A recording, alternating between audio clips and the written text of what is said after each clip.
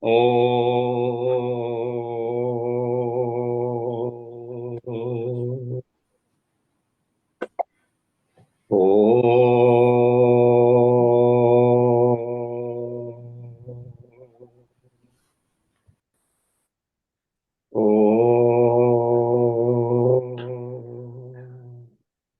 Om Sahana Vavatu Sahanau Bhunaktu Sahaviryam Karavavahai Tejasvinavaditamastu ma vidvishavahai.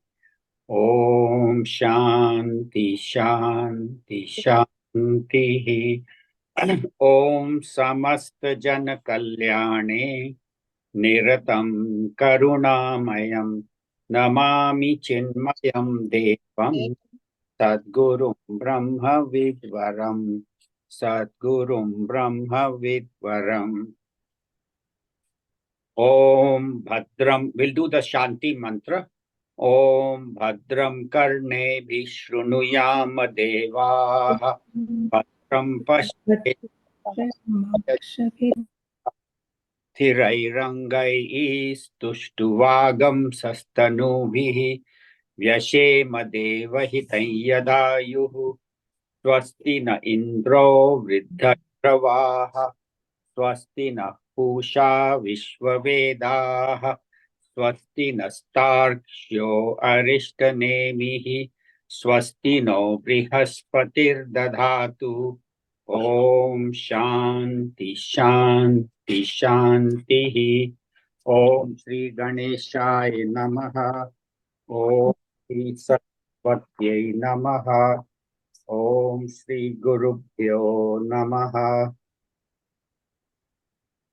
So last week we did the introduction to the Amritbindu Upanishad and commentary on the invocation prayer, which we just chanted Bhadram Karnevi. Today we will start the actual Upanishad. And the first three shlokas... No, mantras. Mantras. Sorry, tell the difference between mantras. Yeah, mantras are in the Upanishad, shlokas are in the Bhagavad Gita and Srimad Bhagavat and so on. So the first three mantras are related to the mind. This Upanishad is mainly deals with how to handle our mind. So the first three mantras talk about the mind and its connection with objects. And then from the fourth mantra onwards, how to overcome this mind and how to go to the highest. Because being an Upanishad, all of these Upanishads take us to the highest knowledge. So that will be the scheme of study. So let's chant the first mantra. Pallavi, you can repeat. Okay. Mano hi dvividham proktam. Mano hi dvividham proktam. Shuddham cha shuddham eva cha. Shuddham cha shuddhameva cha. Ashuddham kama sankalpam. Ashuddham kama sankalpam. Shuddham kama vivarjitam. Shuddham kama virvarjitam. Can you? We'll chant together. Mano hi dvividham proktam. Shuddham cha shuddham eva cha. Ashuddham kama sankalpam. Shuddham kama vivarjitam. So mind, the first word is mana, is mind. And it comes from man, to think. So the mind is the one that thinks. So that means here they include mind and intellect, both. They are included when he talks about mind in this Upanishad. So mano, he means indeed, dvividham, two kinds. Proktam is said to be. So the mind is said to be of two kinds. Shuddham is pure, cha ashuddham, which is impure. So the pure and the impure. So two kinds of mind. One is pure, one is impure. What is the impure mind? Ashuddham, kama sankalpam. Kama means desires. Sankalpa means fanciful imaginations. So that is kama sankalpam. So the mind which is full of desires and fanciful imaginations is impure.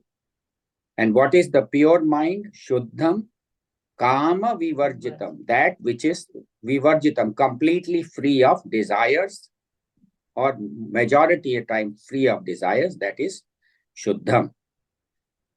So, what is impure and pure? So they say an impure mind is a mind that has too many extrovert tendencies, running out, I want this, I want that. And then when it gets it, it gets happy. When it doesn't get, it gets stressed. So a mind which is stressed, which is full of desires, which is agitated and disturbed. Sometime I get, sometime I don't get. I want this, I don't want this, full of likes and dislikes. So that kind of a mind is ashuddham, and it has wrong ideas, wrong concepts that, oh, if I get this, I will be happy. If I don't get this, I will be unhappy. Then the mind tries its best to get what it doesn't have. And so all those things. And then if I get it, I get, greedy, I get proud. If I don't get, I get angry. So all those disturbances of the mind are impure. That is the impurity. And what is a pure mind? Mind that is calm, that is free of stress, free of agitation, that is content, and that is connected to the self within. The extrovert mind is impure, the introvert mind is pure. And this mind has the right ideas, right concepts, that I need objects, but how not to let objects disturb the mind, that is the understanding. And this whole today's 3 mantras will be related to mind and objects. So what is kama and what is sankalpa? Kama is desires. Desires arise from ignorance, from vasanas. And sankalpa is fanciful imaginations. There's something I don't have.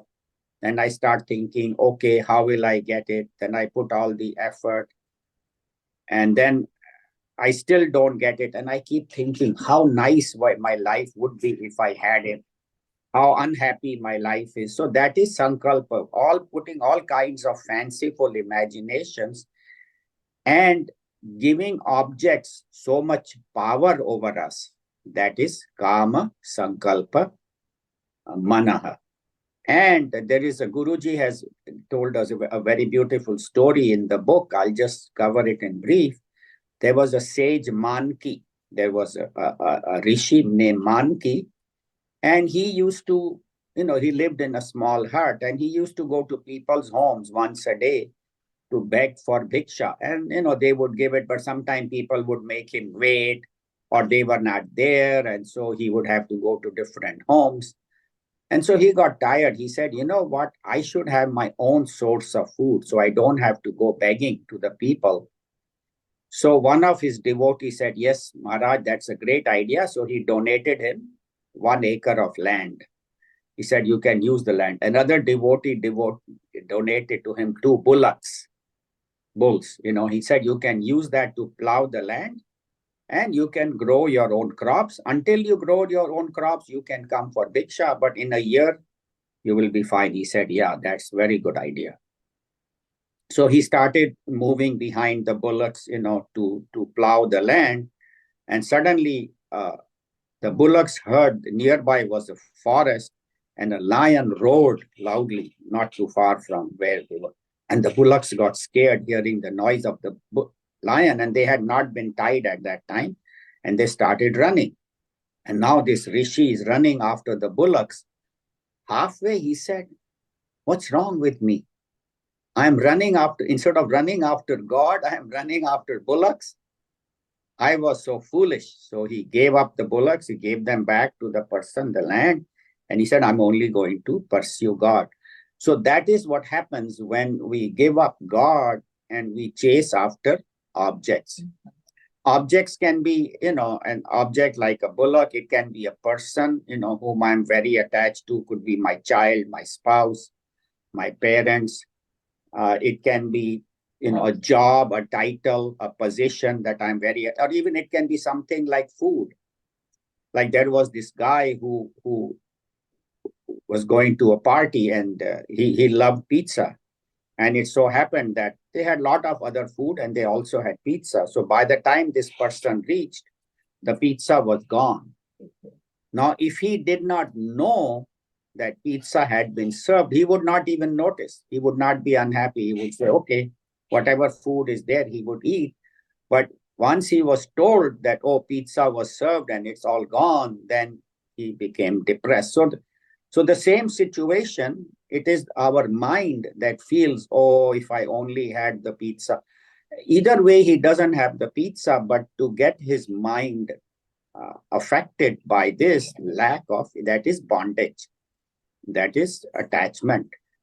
And what makes the mind? People always ask, what is this mind made up of?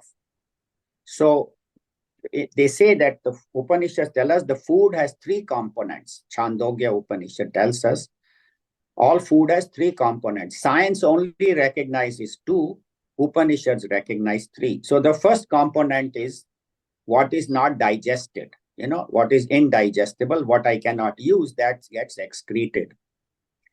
Okay, the middle component is the one that makes our body, proteins, carbohydrates, fats, all those nutrients, vitamins, and all those.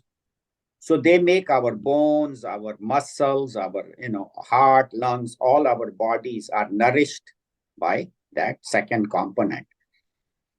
But the Chandogya Upanishad says there is a third component, which is the subtle aspect of the food, which we cannot see, but it is the subtle energies, which science doesn't recognize this third aspect, which is the energy, which is the one that is sattvic aspect of food that makes the mind and intellect.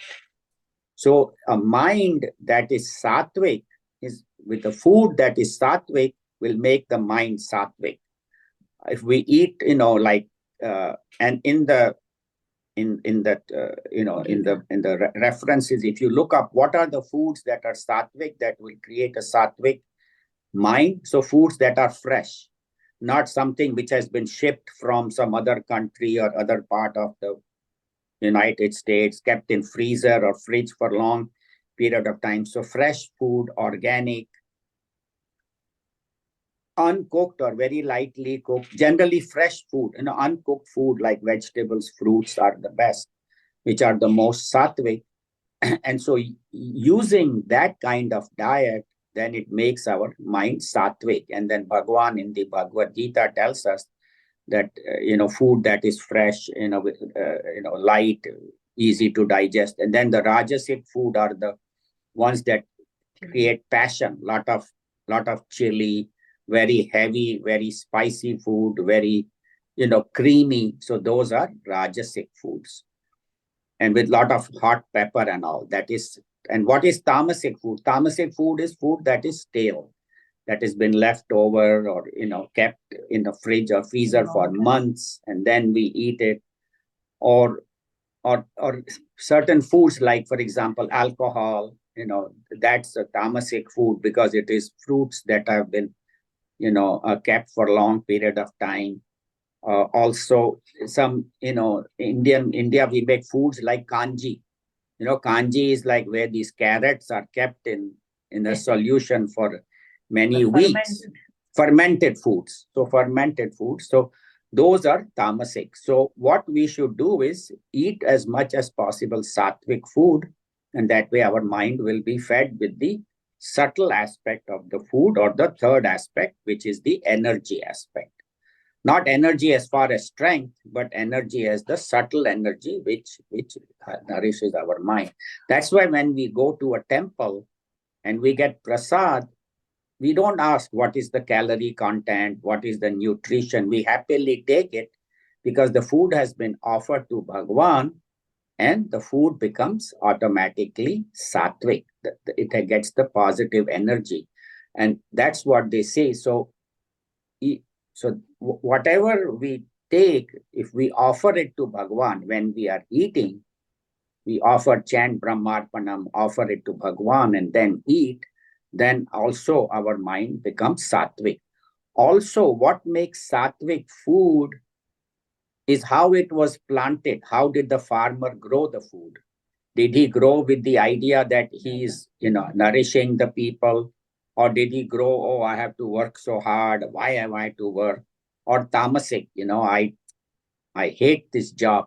So how he grows it, how the person transports it, what is his mental attitude, and most important, how the person cooking it.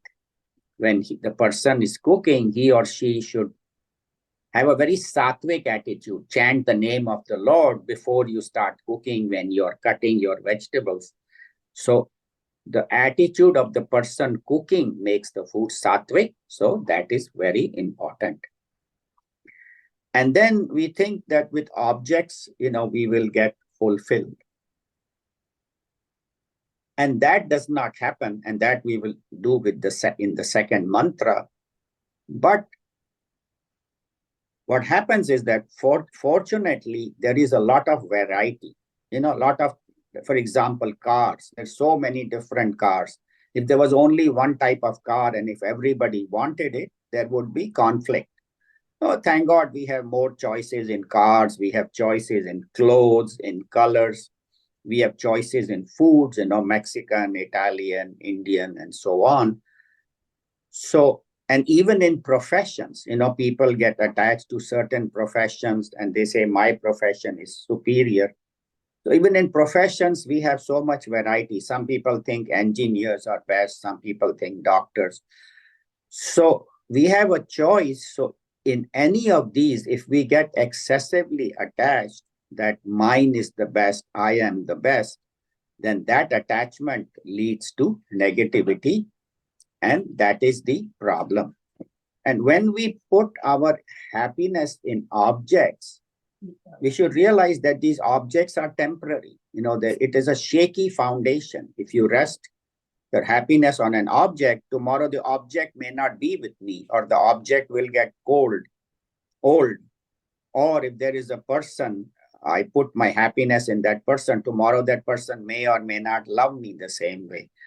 So putting our happiness in objects, people, or even a title. I'm a manager or a vice president, and suppose there is a layoff in the company and I get laid off, then I will be depressed. So putting my happiness in impermanent things is a sure reason for sorrow. So the mind should be centered on the permanent. And what is the permanent? That is Bhagwan. It's like you go for out for the evening for dinner, and you put your two children, tell them, leave them alone. And the older one is about 13, 14. The younger one is 8 or 9. So he tells the older one, take care of the younger one. And the younger one thinks, array, this older one himself doesn't know anything. What he will take care of me? He's already so shaky. So same way, if we put our happiness in something that is shaky or impermanent, that will lead to sorrow. So that's why they say the mind that has lot of desires is ashuddham. It is impure. We'll do mantra number 2. Who has this book? Who can chant or have it on computer? Anybody? Jagrati, you have it? Okay, we'll do mantra number 2. Mana eva manushyana. Mana eva manusyanam. Karanam bandha mokshayoho. Karanam bandha moksayoho. Bandhaya vishayasaktam. Bandhaya vishaya sattam. Muktam nirvishayam smritam. Muktam nirvishayam smrutam. You can mute, we'll all chant together. Mana eva manushyana. Karanam bandha mokshayoho. Bandhaya vishayasaktam. Muktam nirvishayam smritam. Sharad, you can please mute those who is not muted. So the sound is coming. Thank you.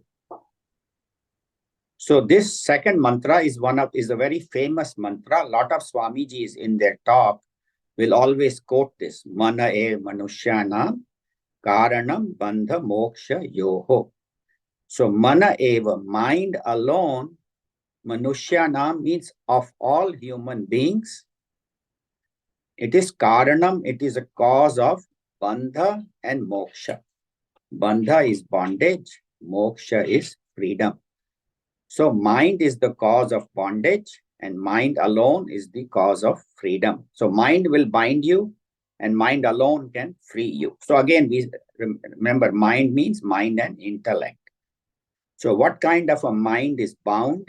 Bandhaya vishaya saktam. Vishaya saktam. In objects, saktam means which is attached, that mind is bound. And who is muktam, who is free? Nirvishayam, who has no strong attachment or desire for objects. Smritam is said to be free. So they say the world is in our mind. How do we say world is in our mind? Say if I am an accountant, then what do? My whole day is spent in spreadsheets, tax returns, and I go to conference, I meet other accountants.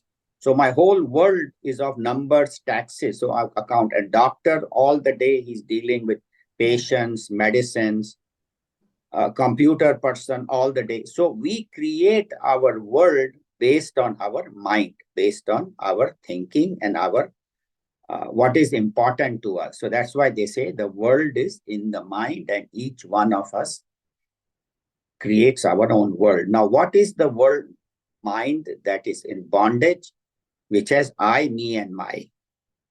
It is I, it is me, and it is mine. So the moment I have that feeling, then the ego comes and that restricts me because I cannot live without that object. This is mine. Nobody else can have it. And then if somebody has more, I get. So the mind restricts my thinking because my thinking all the time only is around objects, what I have, how much I should get. And we become a slave of the mind. We become a slave to that object. So the mind becomes a slave where the object controls. And how does it control? So one is satta. We say that this object is real. It is real. It is important. Second is shobhana. One is satta, one is shobhana adhyas. That I like this object and what I don't like. So what I like, I run towards. What I don't like, I run away. So my mind all the time is thinking about I like, I don't like, run this way. So objects that I like run away from me. Objects that I don't like come towards me. So I go towards likes and dislikes. Why? Because I will get sukha or dukkha. If I get what I like, I'm happy. If I don't get what I like, I am unhappy. Or other way, if I get what I dislike, I am unhappy. So our mind is constantly going through these joys and sorrows, likes and dislikes, success and failure because of our attachment to objects. And where does this attachment arise from? So what happens? I do an action, right? Why do I do an action? Because I have a desire. Where did the desire come? The desire came from vasanas.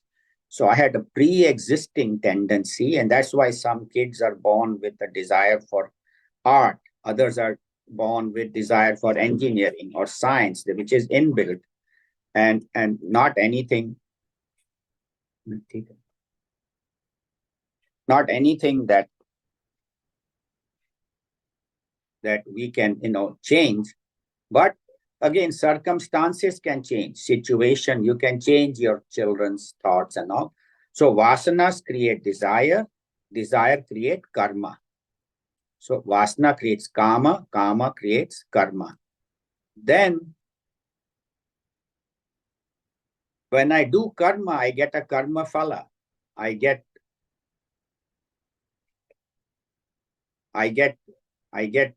karma phala, I get a desire for the objects. Why? Because I have a desire and I got the result I wanted. So I'm very happy. So I did something, I got the result, I'm very happy. So what does that do? When I get my desire fulfilled, then I want more and more of that.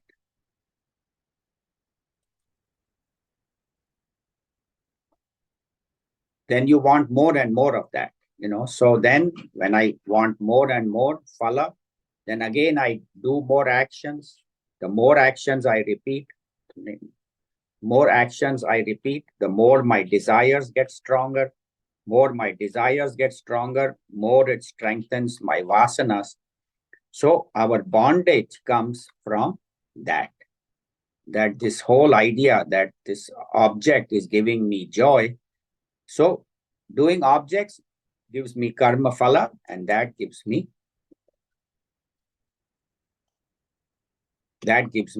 dependence. That's how I become dependent on objects. And that then makes us do wrong thing. Like Arjun asked Bhagwan Shri Krishna, Atha kena prayukto yam Recording in progress. papam charati purush Anitan bhashneya balat iva niyojika. So, Atha kena prayukto yam. You can hear me, right? Can you? I think you'll have to log off of Neeraj's phone because there's a echo. Yeah. Now can you hear me? Yeah, now it's better. Okay, so Atha kena prayukto yam papam charati purusha. So Arjuna asks Bhagwan, what is it that makes an individual commit papa? Anichanapi varshneya baladiva niyojita. Even though he doesn't desire to do papa, he does papa. What is it that makes an individual commit papa? So Bhagwan answers, Kama esha, Krodh esha, Rajogun samudbhava.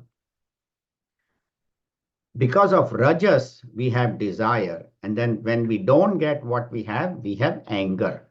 So desire and anger are the ones that make a person commit papa, do the wrong thing. And so what we have to do, first we have to physically renounce. Okay, this object is making me dependent, is not good for me. I should give it up. But then mental, attachment will still be there. Bhagavan says in the Bhagavad Gita also that even though the object is given up, rasa varjam, the rasa still remains. How do we give up rasa? When I see the highest. Rasa varjam rasopyasya param drishtva nivartate. When my mind is attached to Bhagwan and I dedicate all activities to him and do actions for Bhagwan, then the desire for the negative things will go away. So it needs patience. And there is another story that Guruji has put in his book, which I will just very briefly mention, that there were 4 Sanat Kumaras. Brahmaji had 4 mind-born sons, Sanat, Sanatan, Sanatan, and Sanat Kumara. And these 4 came to Brahmaji asking that mind is attached to objects, how to free the mind from dependence on objects. And Brahmaji was very busy constructing, creating the whole universe, so he didn't have time to think. So then they prayed to Bhagwan, the Supreme Lord, who manifested, and in the form of a hams, the form of a swan, and the knowledge is called Hamsa Gita. So Bhagwan teaches these Sanat Kumaras that objects and the mind both are temporary and both are conditionings upon the jiva. The individual, these are his 2 conditionings, the mind and objects. And he tries to run between mind and object, how to take the mind away from objects. How to give up your attachment, you turn your mind within and see what is the substratum of the jiva, what is the inner essence, the reality of the jiva is this Atma or consciousness. And then the rest of the book is how to connect the mind with the higher. So that is how we get attached. And attachment can be even to children. Like, I am watching some children, and some children, my neighbor's children, are doing well, and my child is not doing well. I get depressed because I start, comparing. And so that's how we get attached. Or people get attached to title. I have this title. And then if the title for some reason is gone, or I am this title, I will only do this work. No, the idea should be that whatever work comes, I should do to the best of my ability. Because karma is not for title, it's not for money, it's not for what I can get. Karma is performed for chitta shuddhi, for purification of the mind. And chitta shuddhi is how the mind gets purified, and when mind is dedicated to the higher, done for the Bhagwan unselfishly, then such a person progresses in his life.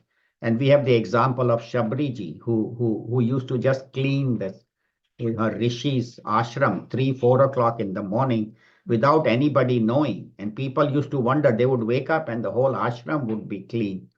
And finally, the rishi found out that she was a tribal woman who was not even part of the ashram. She would just come early morning and clean without being told, without being paid. And finally, the rishi finds out, Matanga Rishi, and he blesses her and he says, you can join my ashram. You can stay here. And when Matanga Rishi was ready to give up his body, Shabriji said, I also want to come with you. He said, no, you wait, because Bhagwan Ram will come. And then the rest of the story you know. So doing work without expecting any reason. So whatever job you do, it is important is to do it without attachment. If you do a work dedicated to Lord, whether it is sweeping the floor or being the president or the king, any job is good. Is the attitude that is very important. And Bhagwan says in the Bhagavad Gita, Sankalpa Prabhavan Kaman Sarvan Tyakta Asheshataha. One who gives up these fanciful imaginations and attachments, such a person takes his mind higher. And in meditation also, if we have a lot of attachments, a lot of desires, then even our mind will be disturbed in meditation. Or whatever we are doing, we will not be successful. So now how to reach this freedom is in mantra number 3. Anybody else has the book? They can please. I do. Okay. Number 3. Yato nirvishayasyasa yasya Yato nirvishya yasyasya manaso muktirishyate manaso muktirishyate ato nirvishayam nityam ato nirvishayam nityam mana karyam mumukshuna. mama karyam mumokshuna. You can please mute. We'll all chant together. Yato nirvishayasyasya manaso muktirishyate ato nirvishayam nityam mana karyam mumukshuna. So Bhagwan is now giving us the solution how to get freedom from bondage. He will start, and then the rest of the Upanishad, of course, will take us to the highest goal. So yataha, since asya nirvishayasya, one who is free from attachment to objects, whose mind, manasaha, whose mind is free from attachment to objects, asya, for this person, it is said to be freedom. So mind which is free from objects, mukti ishyate, is said to be mukti. So mind which is free from objects, attachment, such a person is said to be free from bondage. We talked about bondage and liberation. Mana manushyanam karanam bandha moksha yoho. So how do you get free? When your mind is not dependent on objects. Ataha, then what should we do?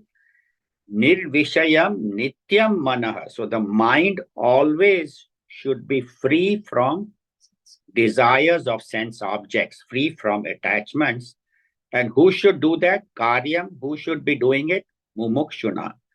So those ones who are seeker of liberation, he should live a life free from attachments, and it should be constant.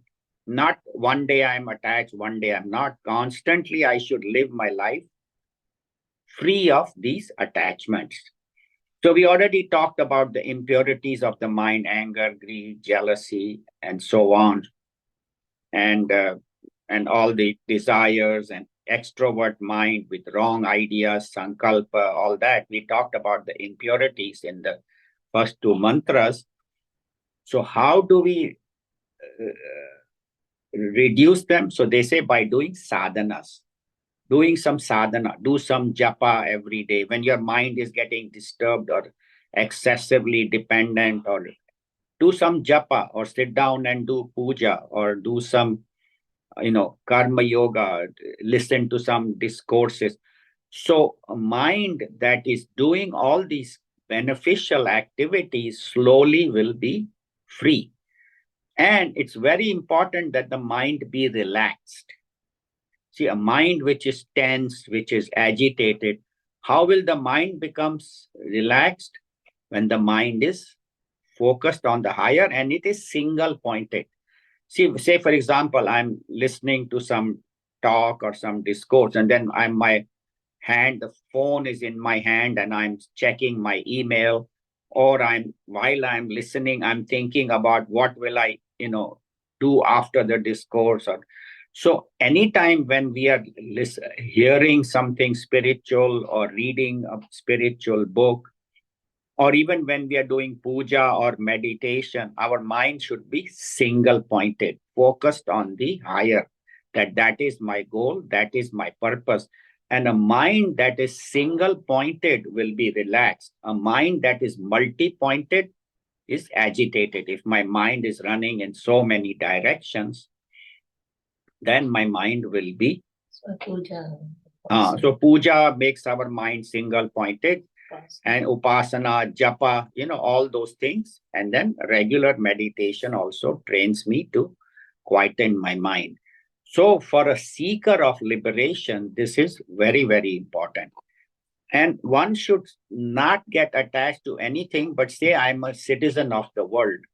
So they give the example like two men are watching the baseball, and even though baseball is only played in US and Canada, they call it World Series.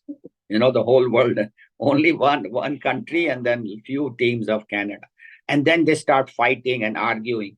If we are attached to one team, then we will be disturbed. So the idea is, I am a citizen of the world. Whoever is the best team, may the best team win. Same thing in this election. People are so disturbed.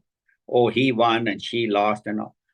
Say, whatever happened, watch it like a drishta. Natak dekhne aaya hu. I am here to watch this play. And this election is another part of that natak.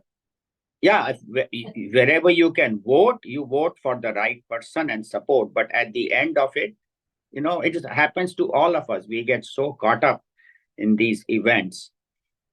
And children, we want them to take a particular career. Like, I'm a doctor, I want my child to become a doctor or an engineer or a lawyer. And child says, Mom, I don't want to be a doctor. I want to be an artist, or I want to be a singer, or I want to write a journalist. We say, arre, no. Writers and artists don't make money. Journalists, now are being laid off. So we try to push our child because we put our happiness in the child. That if the child becomes a successful career, then I'm happy. But if he takes a career which I don't like, which I don't will. So in all of these, we have to encourage the child, give them right advice, ask them to work hard. But then at the end of the day, if a child really wants something, you accept him. Okay, this is what he wants. It is for his good, and let him be happy. And also not to compare, our children. Oh, one child is smarter, other one is not. Then we get unhappy. Accept children with their different capacities. So that is how you reduce your attachment to children, to objects, to situations. And the example they give is, suppose there is a person who is tied with 100 ropes, 100, and another person is tied with 2 ropes only. Now, who will be easier for him to untangle? The one with 2 ropes, right? He can untie himself. But 100 ropes, but our mind is attached to hundreds of objects. So many things we are dependent on. So reduce your dependence, and at the same time, reduce your wants. Whatever I need, and even the needs should be reduced. So live a life of less requirement, less needs. And the more you simplify your life, the more your mind becomes not dependent. So he says, not only in moksha, we say mumukshanam. We say, one person, I'm not interested in moksha. I'm just interested in being a good person, working hard and being successful. But even in the material world, success comes to a person who is not attached. Say a person starts a business and he has to go 8 o'clock in the morning to, he has opened the office and he's there. But suppose he said, I like to sleep in today, and he stops coming at 8, he comes at 10, 11. What will happen to the employees? They will think the same thing. Arey, boss nahi hai. Let us also come late. Let us aram se. So if I'm attached to sleep, or if I'm attached to, TV or somebody in my family, and I can't. So whatever you are attached to will slow your progress, whether it's on the spiritual path or it is on the material path. It is very, very important to live a life free of attachment. And my work should not be for a particular thing. Like, if I do this job, then I will get a promotion, then I will become successful, then I will become manager. And for some reason, if that doesn't happen, then people get depressed, the people get disappointed. So doing the right thing because it is the right thing to be done. Whatever is come to me, whatever is in my hand, I should do to the best of my ability, without likes and dislikes, without giving too much importance to the objects, but more importance to my peace of mind. And as we said, dedicate the work to the higher. Now, there are also good attachments. You say, well, I thought you said all attachments are bad. No, there are also some good attachments. So the masters tell us, like listening to discourses, listening to spiritual discourses, reading books that are good. So getting spiritual knowledge is a good attachment. You say, oh, I can't sleep until I read something good at night. Wonderful. Keep doing that. Even though you say, oh, I'm attached. No, that is not attachment, because that attachment will free you from other attachments. When I'm attached to discourses, when I'm attached to good books, when I'm attached to, or like somebody says, I have to get up in the morning. If I don't start my day with half an hour of meditation, my day doesn't go good. You say, Arey, you are attached to meditation? No, but that is a good attachment, because all these good attachments will free you from the negative attachment. So it's okay to be to that, because ultimately, of course, for enlightenment, you even have to go beyond.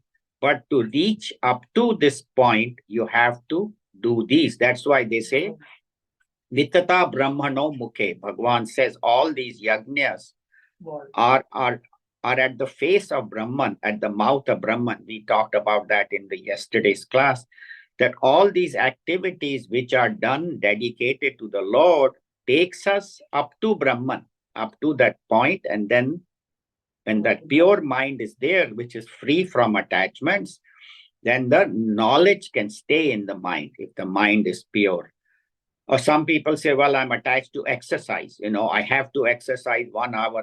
That's good, as long as you are not overdoing it or injuring yourself. So whatever is good for the body, whatever is good for the mind, those things.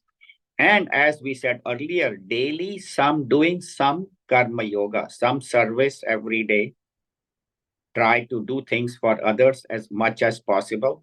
Some puja every day, some amount of time should be spent in front of Bhagwan. Even if you don't have much time, even 5 or 10 minutes to do arti. But we can always take out more time. We spend so much time in internet, telephone, and other things. So taking out some time every day for puja and some time for right knowledge. So 4 things: karma, good karma yoga every day, bhakti every day, dhyana, meditation every day, and jnana, knowledge.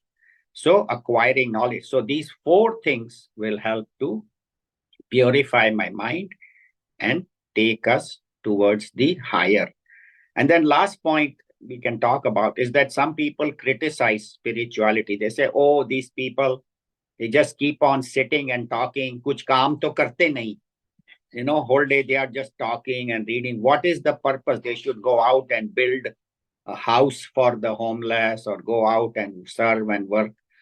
But this knowledge will free you from all the negativities. And the people who don't come to spirituality, they say that you tell them go out in the world. When you get beaten by the world, eventually everybody has to come.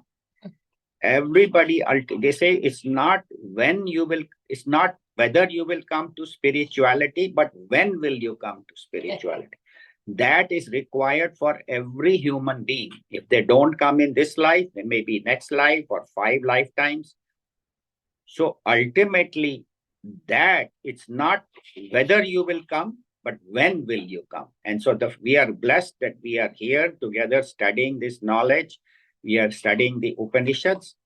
So let us apply this knowledge to better our life. So today we heard that it is attachments to the objects, which makes the mind impure. And a mind that is free from objects, free from attachments is pure. And how we can free our mind from impurities, how we can do by sadhana, by dedicating to the Lord and daily practice of good tendencies and by proper knowledge. So we'll end today's talk here. Now, next week, the Rishi, the Bhagwan, the Rishi of this Upanishad will teach us about meditation. Next 2 mantras are about meditation. And then he will take us to Om Upasana. What is Om? Exact meaning of Om, how we can do Om Upasana, and how Om is the same as Brahman. And then again, the qualities of Brahman will be covered. And so the rest of the Upanishads takes us to the higher level of teaching. The first 3 are more practical. The whole Upanishad is very practical, but the first 3 are building a foundation for the higher knowledge. That why do we need this higher knowledge, and how karmas can take us down, and how knowledge can take us up. So we'll end here. This is a very short Upanishad, but very practical, very easy to apply, and also relatively easy to understand. So you will enjoy that. If people don't have this book, we have copies in the mission office. Everybody must get it, because Guruji's comment, Guruji Swami Tejomayanandaji's commentary is so simple and very concise, very beautifully Swamiji has explained whatever I'm explaining. His explanation is even more beautiful, more simple. So everybody must get this book. If you are those who are living in LA, maybe you can go to the mission, Chinmaya Mission, and pick it up, or we can even mail it. But if you live in Bakersfield, please go to the mission and pick it up. Sunday mornings we are there. So definitely pick up a copy of this Amritbindu Upanishad. And if other option is you can get it on the internet. You have the verses, that is a second choice. But if you have Guruji's commentary, that is very much better. So I'll end here. Anybody has any questions or comments? Anything you agree or disagree or would like to add? Neeru?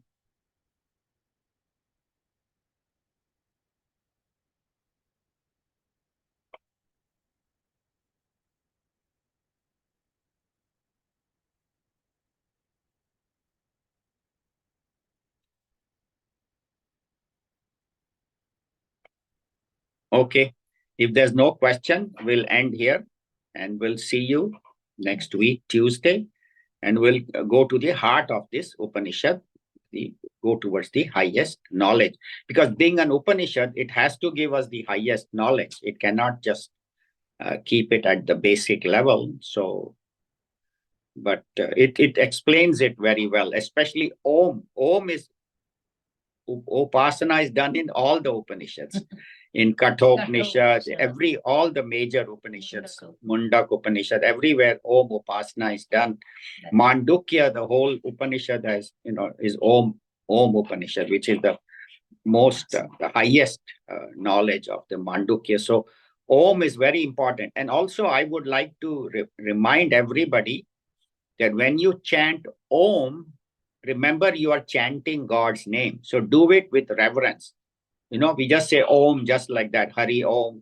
Or in the beginning of the class, we say Om 3 times. People do it so mechanically. Om, Om, 3 times we say it. But each time it should be done with reverence, that this is God's name I am chanting. So remember Bhagwan, remember your Ishta Devta, or Om is Brahman, that total consciousness, which is the whole universe, is Om. Om is there in the entire universe. So it is not just a sound, but it is a manifestation of Brahman. It is called Shabda Brahma, word form, Shabda Brahma. So that's why whenever you chant Om, remember it is God's name. So like when we say Om Namah Shivaya or Shri Krishna, we immediately think of God, of his form, or Shri Rama or Mother Saraswati. So same way when you chant Om, remember it is the formless Brahman, the total consciousness. And that's why even mantras we say Om Namah Shivaya, because I'm chanting Lord Shiva's name, starting with Om, or Om Namo Bhagavate Vasudevaya, like that. So Om has to chant with lot of reverence. I meant to tell you in the beginning of the class, but I thought I'll just remind you that. So we'll end here. Again, we'll start with Om. Om Purnamada Purnamidam Purnat Purnamudachyate Purnasya Purnamadaya Purnameva Vashishyate. Om Shanti Shanti Shanti. Harihi Om. Shri Gurubhyo Namaha. Harihi Om. Thank you very much. Hari Om.